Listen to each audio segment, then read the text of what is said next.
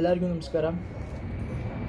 ರೀಸೆಂಟಾಗಿ ನವಂಬರ್ 2 ದಿನ Indian space and research organisation ಅವರು ಇಸ್ರೋ ಅವರು ಒಂದು ಬಿಗ್ಗೆಸ್ಟ್ ಮೈಲ್ ಸ್ಟೋನ್ನ ರೀಚ್ ಆಗಿದ್ದಾರೆ.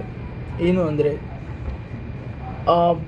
ತನ್ನ ಈಗಿನ ಎಲ್ಲ ಲಾಂಚಸ್ಗಿಂತ ತುಂಬ ಹೆವಿಯೆಸ್ಟ್ ಕಮ್ಯುನಿಕೇಷನ್ ಸ್ಯಾಟಲೈಟ್ನ ನವಂಬರ್ 2ದಂದು ಅವರು ಲಾಂಚ್ ಮಾಡಿದ್ದಾರೆ ಥ್ರೂ LVM-3 M5 ಅನ್ನೋ ರಾಕೆಟ್ ಥ್ರೂ. ಇದೊಂದು ಬಿಗ್ಗೆಸ್ಟ್ ಮೈಲ್ ಸ್ಟೋನ್ ಆಗುತ್ತೆ, ಯಾಕಂದರೆ ಇದಕ್ಕೂ ಮುಂಚೆ ಕೂಡ ನಾವು ಇಂಥ ದೊಡ್ಡ ದೊಡ್ಡ ಸ್ಯಾಟಲೈಟ್ನ ಲಾಂಚ್ ಮಾಡಿದ್ವಿ. But with the help of the American NASA through ನಾವು ಇದನ್ನು ಲಾಂಚ್ ಮಾಡ್ತಿದ್ವಿ. ಬಟ್ ಈಗ ವಿತ್ ಓನ್ಲಿ ಅವರ್ ಟೆಕ್ನಾಲಜಿ, ನಮ್ಮ ಟೆಕ್ನಾಲಜಿ ಯೂಸ್ ಮಾಡಿ ನಮ್ಮ ರಾಕೆಟ್ಸಿಂದ ನಾವು ಇದನ್ನು ಲಾಂಚ್ ಮಾಡಿದ್ವಿ. ಬೇಸಿಕಲಿ ಈ ಸ್ಯಾಟಲೈಟ್ನ ಪೇಲೋಡ್ ಕೆಪಾಸಿಟಿ ಬಂದುಬಿಟ್ಟು 4410 kg ಪೇಲೋಡ್ ಕೆಪಾಸಿಟಿ ಇತ್ತು.